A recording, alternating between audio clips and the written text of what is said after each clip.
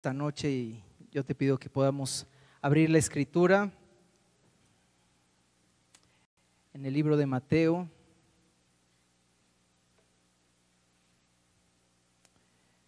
capítulo 17.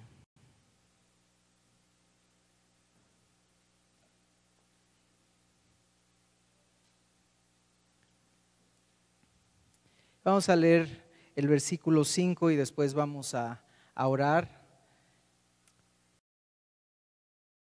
recibir lo que el Señor nos habla en este versículo. Mateo 17:5 dice: mientras él aún hablaba, de pronto una nube brillante les hizo sombra, y he aquí salió una voz de la nube diciendo: este es mi Hijo amado, en quien tengo complacencia, a él oigan.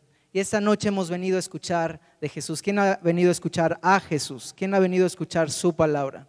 Vamos a orar porque aquí está hablando de cómo Pedro tenía una brillante idea, pero humana idea. Él estaba en su razonamiento y aun que él estaba hablando, de repente el Padre empezó a hablar, le interrumpió y dijo: escuchen a Jesús, a Él es al que tienen que escuchar. Así es que esta noche lo que oramos es: Dios, que en medio de mi voz, en medio de mi razonamiento, en medio de mi humanidad, Señor, gracias que tú me creaste como soy, pero Señor, yo quiero escuchar tu voz, yo quiero escuchar hoy tu voz resonando en mi corazón. Así es que vamos a decírselo de esta forma. Padre, gracias que tú esta noche quieres venir, Señor, irrumpir en medio de tantas ideas, de tantos pensamientos, Señor, en medio de tantas voces que hay en nuestro interior y tantas voces que hay alrededor nuestro. Pero Señor, hoy queremos que prevalezca una voz en nuestro ser. Y cada día queremos esto en nuestra vida, que prevalezca la voz de Jesucristo en nuestro ser, porque es la única verdad, la única voz que nos va a dar vida, la única voz que nos va a dar una dirección hacia el destino eterno que eres tú. Y Señor, hoy ponemos toda nuestra atención a tu palabra para lo que quieres hablarnos a nuestro corazón esta noche y cada día, que así sea, en el nombre de Cristo Jesús. Amén. Amén. Así es que hoy vamos a estar en este capítulo de Mateo, el capítulo 17, y estamos empezando, este capítulo nos cuenta 3 secciones. Nos dice acerca de esta primera sección, que es la transfiguración, que es cuando Jesús se lleva consigo a algunos de sus discípulos y entonces de repente se abren los cielos, pero Él es transfigurado, es decir, Él como que de repente se viste de ropas blancas y empieza a reflejar una divinidad, y entonces llegan Moisés y Elías y empiezan a hablar con Él, y en medio de este tiempo glorioso los discípulos no saben qué hacer y Pedro sale con una excelente idea, pero es una idea humana, y él dice: vamos a construir unas enramadas. Qué bueno que estamos aquí, porque de esta forma vamos a poder hacer unas enramadas, un lugar donde puedan estar Jesús, donde puede estar Moisés, donde puede estar Elías. Y entonces en medio de esto el Padre interrumpe y entonces les dice: escuchen a Jesús. Y entonces después de escuchar esta voz, los discípulos se quedan aterrados, se quedan así como asustados, y Jesús los tiene que calmar. Y esta es la primera parte de este capítulo. Y el mensaje del día de hoy se llama el anzuelo y el estatero. El anzuelo y el estatero. ¿Puedes repetir? El anzuelo y el estatero.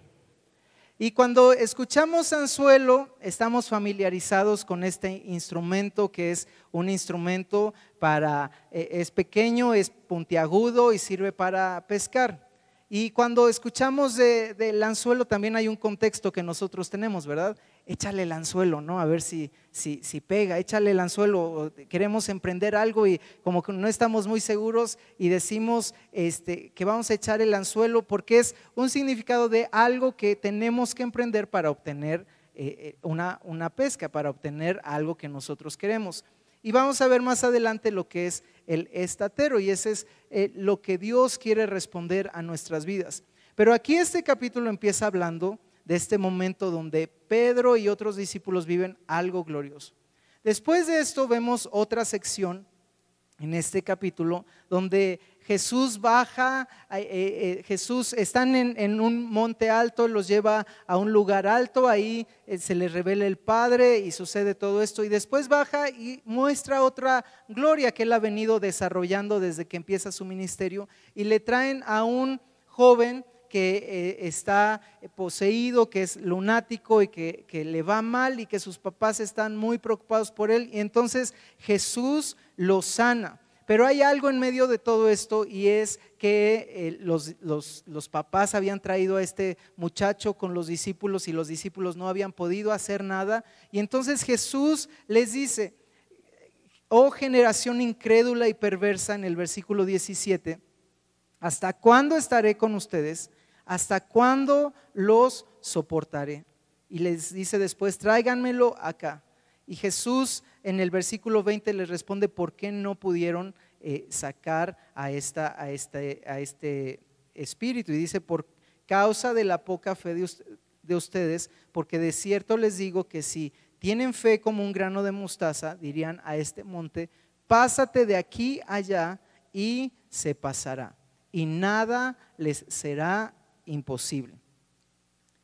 Y yo esta semana estaba leyendo una frase de un autor, y él decía: si tus planes son, si tus planes no requieren o no incluyen oración, tus planes están muy pequeños. Si los planes que tú tienes no requieren orar para que esos planes se cumplan, los planes no están diseñados para lo que Dios quiere. No están diseñados porque Dios quiere llevarnos a lugares de eminencia. Dios nos quiere por cabeza. Dios quiere, a Josué le dijo: guarda mis palabras y tendrás éxito en todo. Pero muchas veces nos conformamos y por eso no tenemos una necesidad de orar. Nos enfocamos a lo mejor a necesidades personales o solo en ciertos momentos.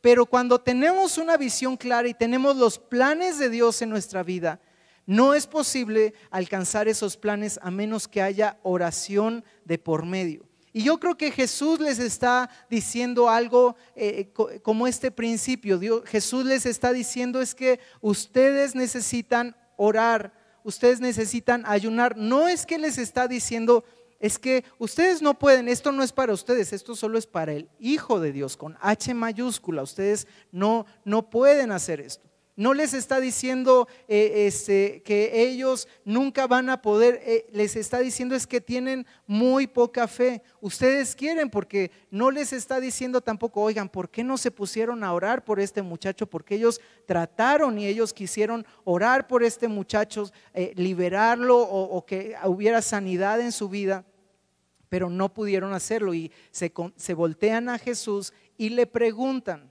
Y vemos en este capítulo que hay muchas preguntas de Jesús a sus discípulos y preguntas de los discípulos a Jesús. Y en mucho eso es la oración que nosotros hacemos. Pero orar no solo es que podamos platicar con Dios. Orar muchas veces se trata de las preguntas que Dios nos hace y de las preguntas que nosotros le podemos hacer a Dios, le podemos hacer al Espíritu Santo, le podemos hacer a Jesús. Y cuando ellos le preguntan: ¿por qué, Jesús, por qué nosotros no pudimos sacar a este espíritu? Y Jesús les da la respuesta. Pero después vamos a ir al versículo 24, y quiero que podamos ir todos allá. Y si me pudieran regalar un poco más de monitor, por favor. Y el versículo 24 nos habla de este pasaje. Cuando ellos llegaron a Capernaum, fueron a Pedro los que cobraban el impuesto del templo y le dijeron: ¿su maestro no paga el impuesto del templo?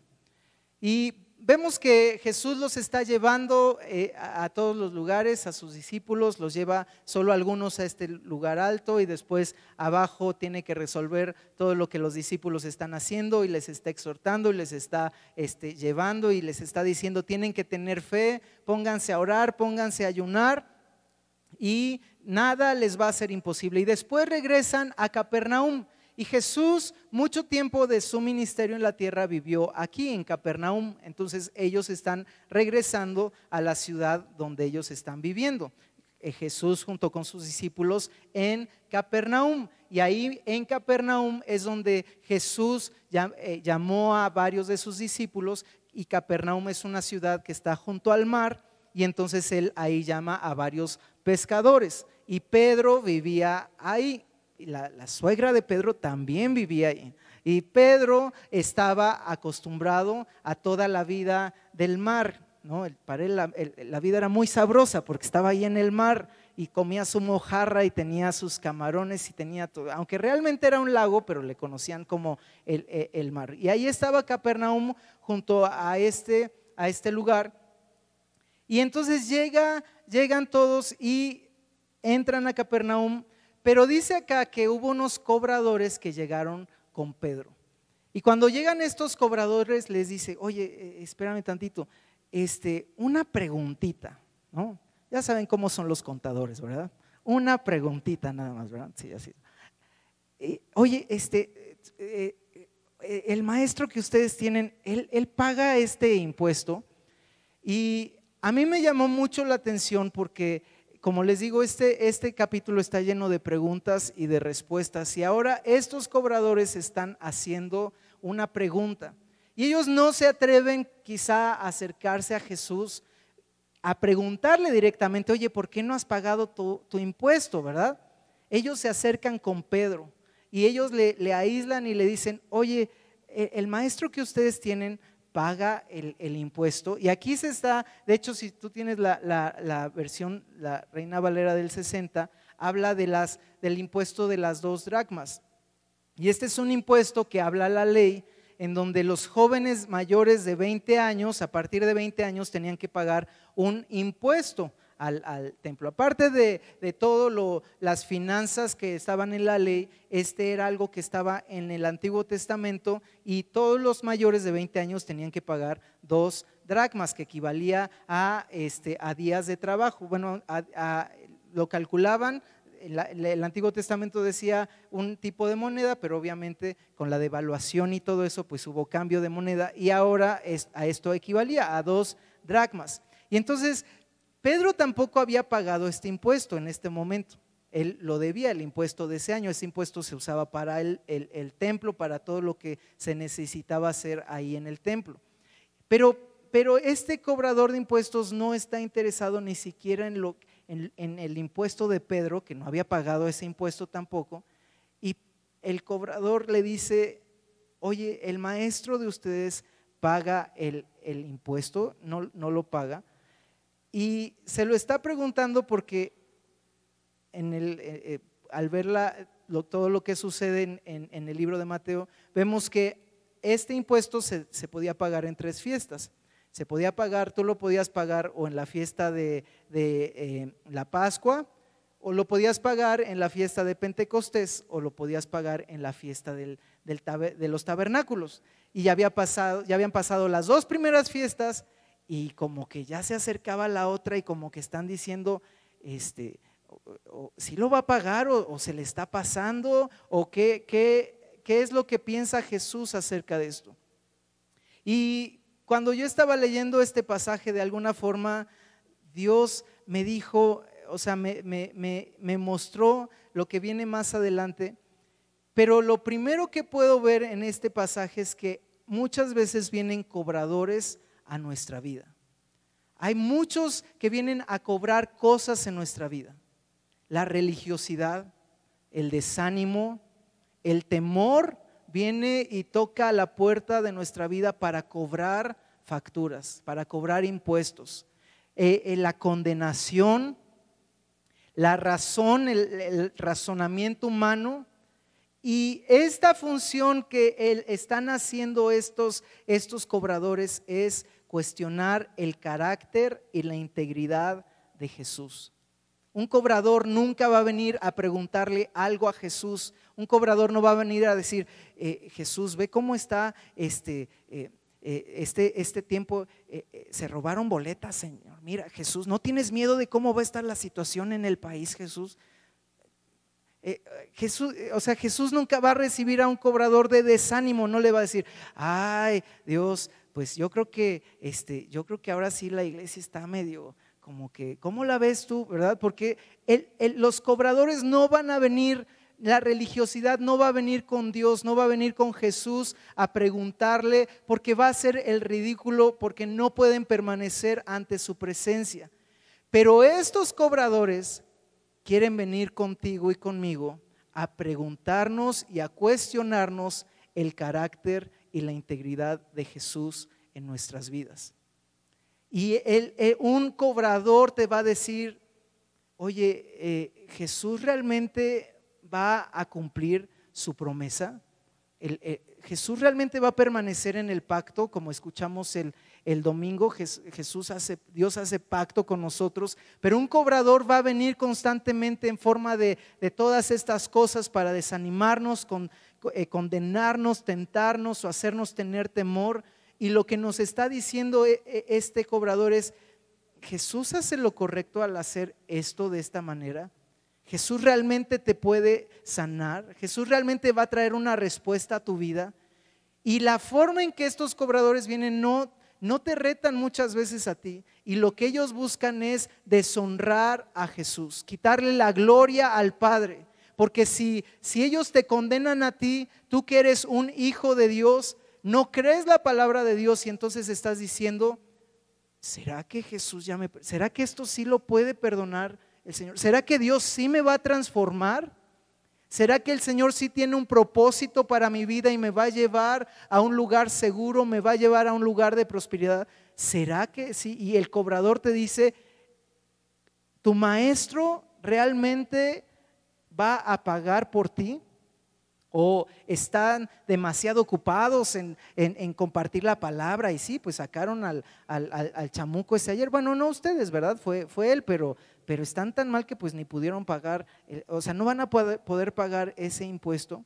Y Jesús realmente ni siquiera fue cuestionado. Y muchas veces es así en nuestra vida, porque el enemigo quiere hacernos dudar y hacerle perder su honor y su fama de ser íntegro al Señor, pero nosotros tenemos que saber dónde estamos parados. Y entonces pasa algo, Pedro en este pasaje incluso tiene respuestas desacertadas. Ya sabemos que Pedro de repente contesta muy bien y de repente contesta sandeces, ¿verdad? De repente mete las 4 enteras y de golpe, ¿verdad? Y así es Pedro. Pero en este pasaje en específico él contesta 3 veces de una forma correcta. Y aquí vemos la sorprendente respuesta de Pedro, el versículo 25. Él dijo sí. Él dijo sí. Y se fue. Él dijo sí, porque él conocía la integridad de Jesús. Él conocía que Jesús hacía todo lo correcto, todo lo que la ley decía, Jesús lo hacía. Él no dudó al decir, bueno, ¿será que sí lo va a pagar?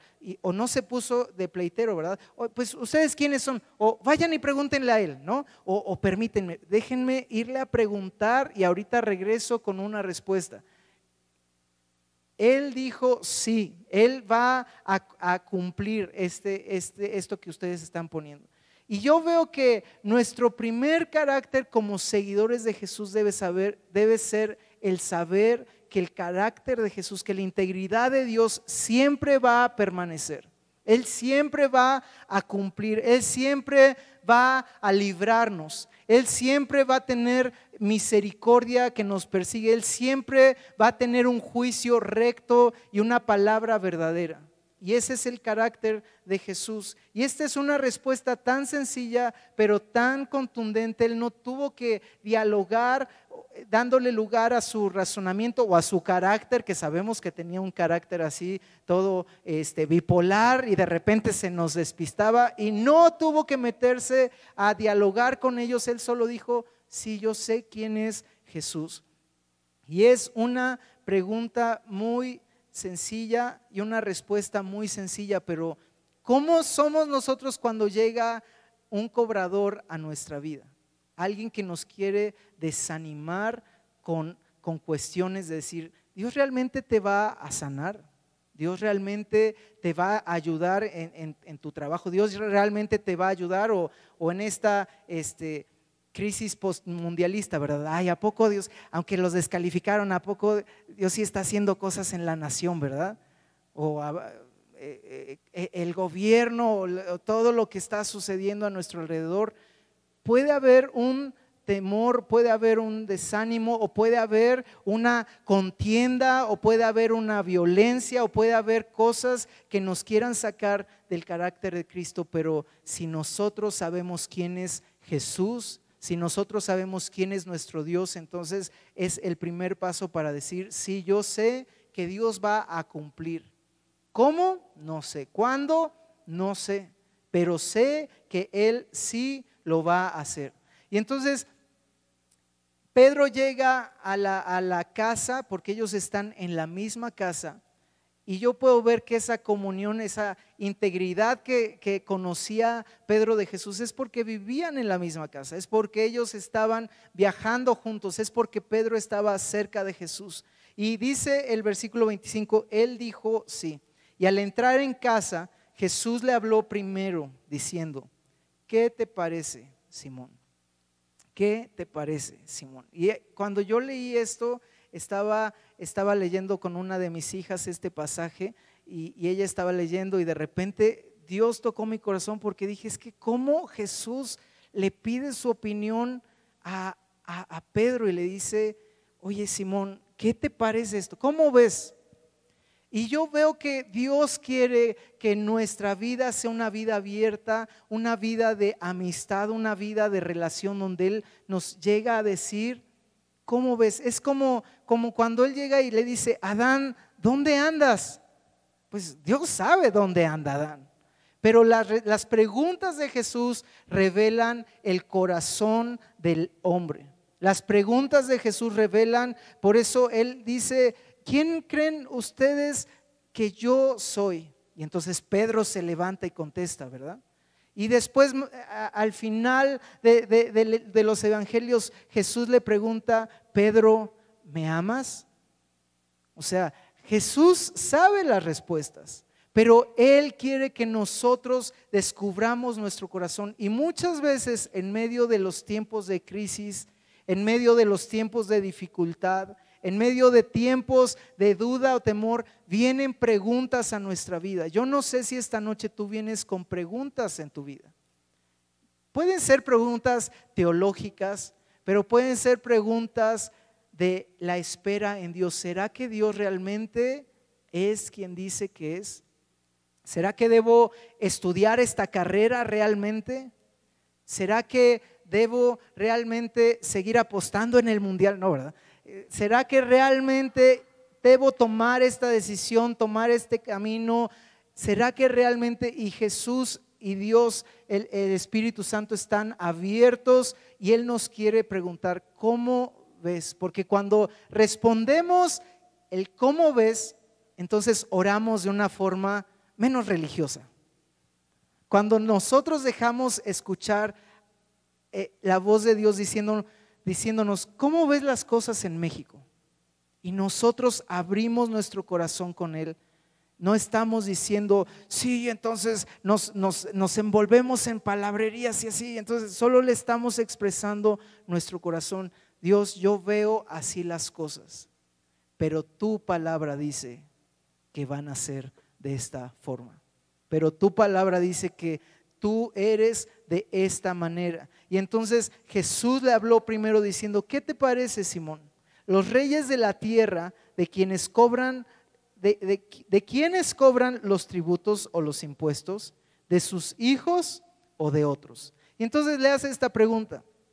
Cuando alguien cobra impuestos, ¿los cobra como adentro de su casa? ¿Los cobra, si un país conquista a otro, cobra el impuesto del conquistado aquí donde estamos, o los cobra a otros? Y esta era una pregunta fácil, ¿verdad? Esta es una pregunta fácil para Pedro, para Simón. Y entonces la vuelve a contestar bien. Pedro le dice, pues son los otros los que tienen que pagar. Y entonces Jesús le dijo, luego los hijos están libres de obligación. Y esto es lo que los judíos que no creyeron en Jesús nunca pudieron entender. Que Jesús no era un visitante del templo, que Jesús no era un extraño viniendo o queriendo hacerse rey. Lo que no entendieron es que Jesús ya era el rey, que de él era la casa y que él estaba tomando posesión de la casa. Pero como no les gustaron las remodelaciones, los fariseos, los saduceos, los cobradores, todo mundo lo quería sacar de su propia casa, y estos cuates le querían cobrar impuestos por vivir en su propia casa. Y entonces Jesús le dice, ¿cómo ves, Pedro? ¿Cómo ves? O sea, ¿tú crees que es justo que yo pague impuestos? Y Jesús y Pedro dicen, no, pues los que tienen que pagar son los que son de fuera, ¿no? O sea, los que viven fuera tienen que pagar impuestos.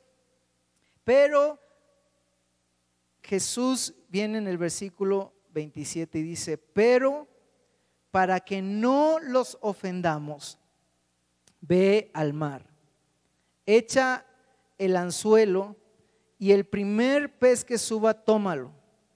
Y cuando abra su boca hallarás una moneda. Tómala y dásela a ellos por mí y por ti.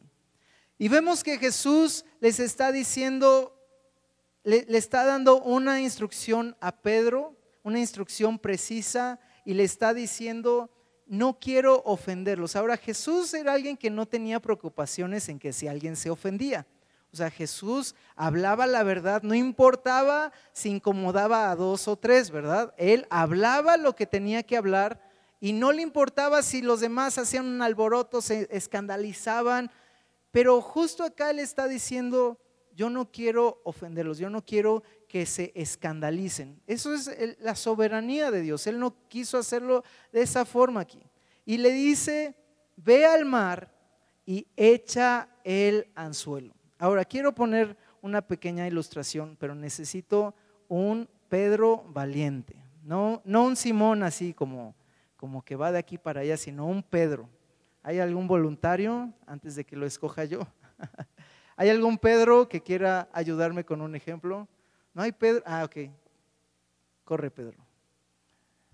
Corre, Pedro, corre.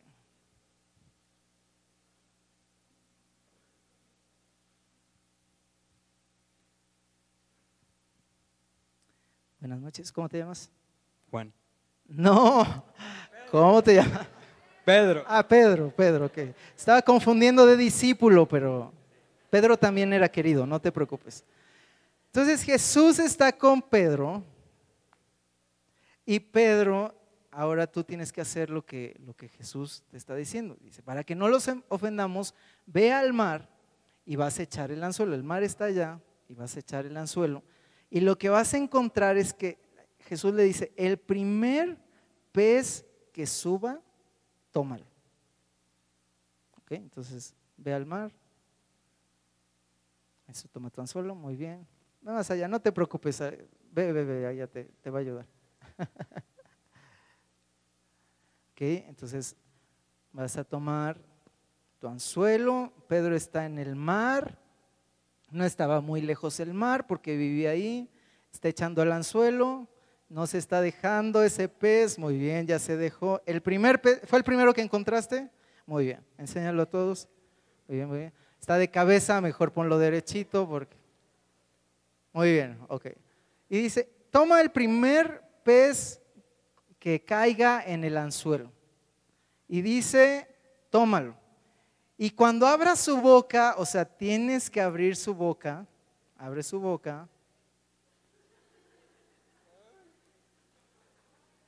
No lo juntes a tu ropa porque va a regañar tu mamá. Abre su boca. No quiere cooperar este pez. Ok, está abriendo su boca. Muy bien. Y le dice, hallarás. Algún día lo va a hallar, no se preocupen. Ay, lo siento, esa lavadora va a quedar un poco. Ábrelo. No es tan fácil, ¿verdad? No es tan fácil abrir la boca del pez. Eso, muy bien. Un aplauso a Pedro, un aplauso enorme. Muy bien, muchas gracias. Y dice que hallarás una moneda. Los envidiosos dirán que este es un peso, pero realmente es un estatero. Puedes decir conmigo estatero. Los que tienen la versión Reina Valera del 60 pueden ver que lo que encontraron era un estatero. Pues hasta tiene águila y todo, pero de verdad es un estatero. Ok. Entonces, esta moneda él la tomó y es impresionante pensar en la cantidad de peces que podemos encontrar en ese lugar. O sea, de tal forma que cuando hubo una pesca milagrosa, los peces estaban inundando la barca. De tantos peces que había en el mar, de tantos y tantos como ahorita vamos a ver en una imagen, de tantos peces, ahí nos podemos dar una idea de cuántos peces puede haber en un lugar, ¿no? Y de tantos peces Jesús muestra su soberanía. Y yo creo que esta es otra pesca milagrosa, ¿no? O sea, hay una pesca donde necesitan otra barca, habían estado toda la noche y querían pescar y no pudieron, tuvieron que ir más profundo y entonces sacar tantos peces. Pero de esta gran cantidad de peces, uno solo obedece las instrucciones de Dios. O sea, Jesús es soberano. Yo no sé quién dio la instrucción a este pez, pero este pez lo quieres tomar de nuevo, ya se lo está cenando. Provecho. Pero este pez siguió las órdenes de Jesús y había un estatero ahí en el fondo del mar. Y este pez, obedeciendo a Dios, fue con su boca y lo tuvo en su boca, no se lo tragó y esperó a que Pedro echara el anzuelo.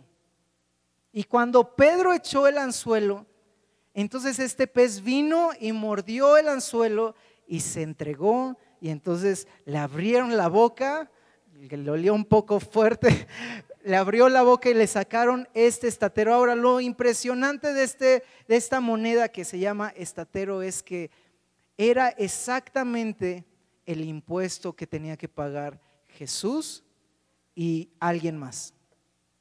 Y ese alguien más fue Pedro. Y Pedro pudo ver cómo Jesús cubrió esa necesidad. Ahora, Jesús dice, no quiero que se ofendan, ve al mar, echa el anzuelo y el primer pez que suba, ese tómalo.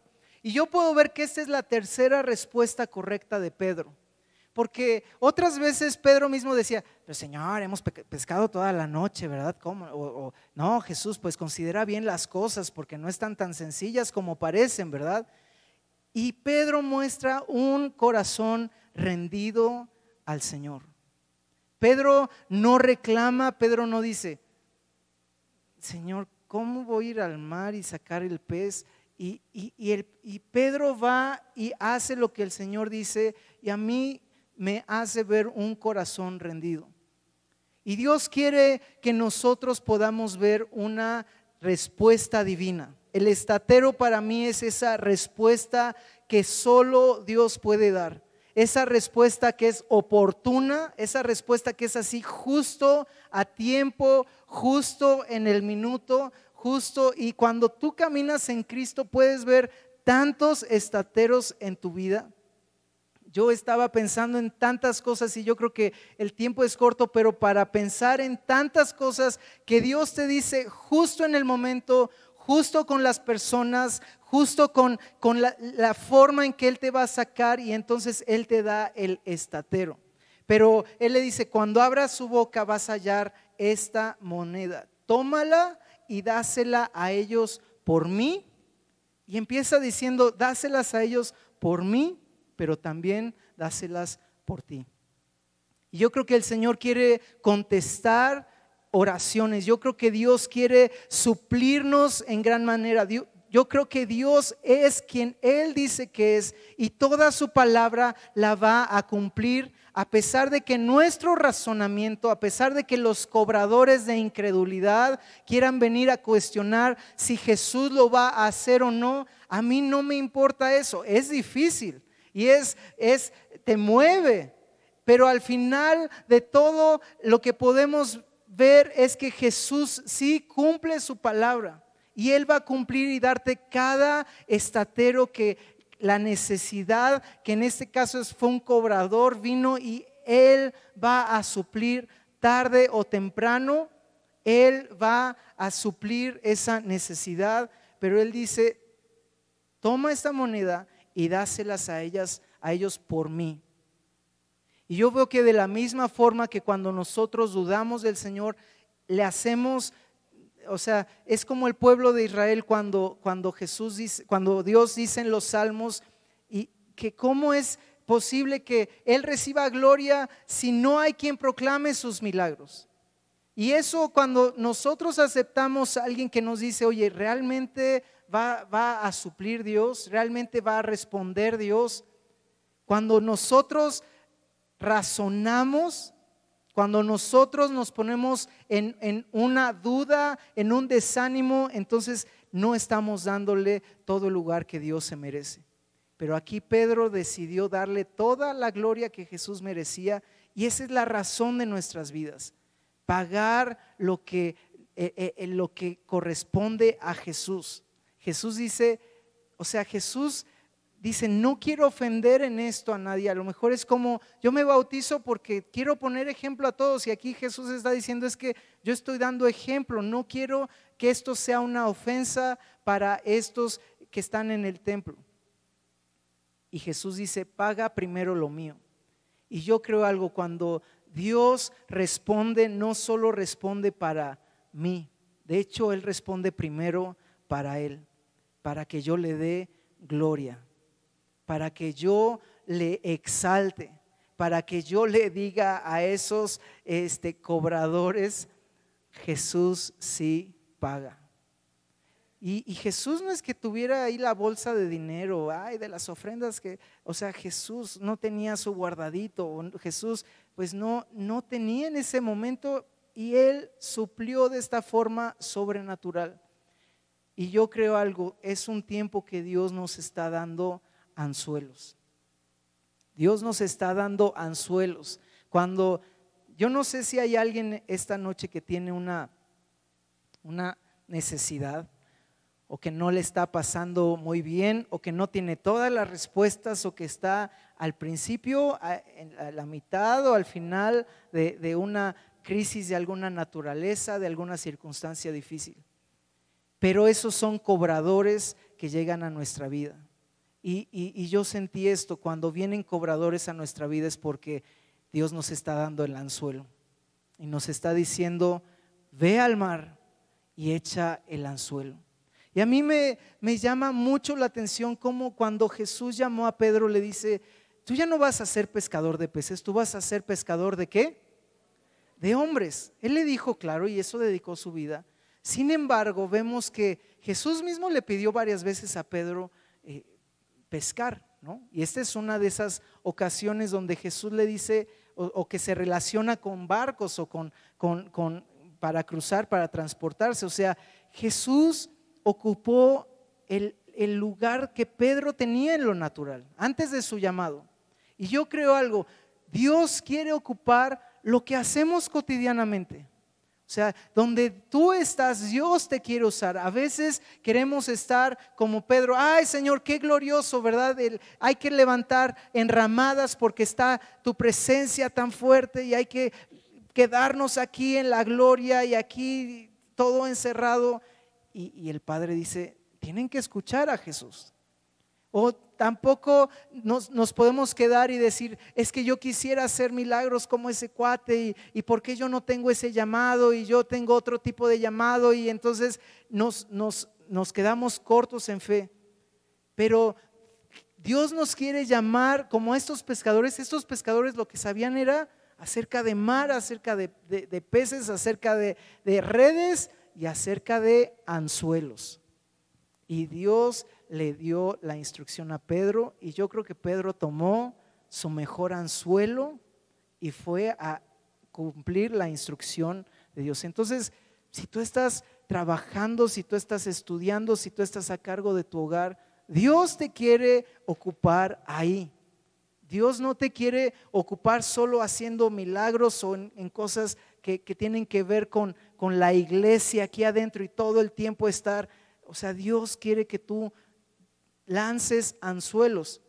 Y Pedro después fue creciendo en fe, de tal forma que ya tuvo fe como un grano de mostaza, que fue sembrado y que fue creciendo, de tal forma que muchos fueron sanados por medio de Pedro.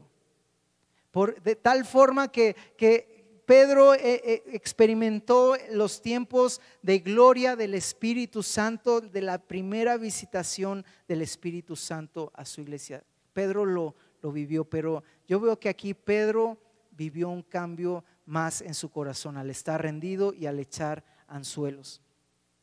Yo creo que si tú quieres ser un Pedro, esta noche Dios nos quiere direccionar hacia tener anzuelos. Y yo te voy a pedir algo. Si tú quieres ser ese Pedro porque estás con cuestionamientos en tu corazón, o tal vez no tienes esos sueños que requieren orar para que sean cumplidos, acerca de la iglesia, acerca de alguien que necesita salvación y tú quieres ver alcanzado, acerca de algo en tu trabajo, de tu economía, de tu sanidad.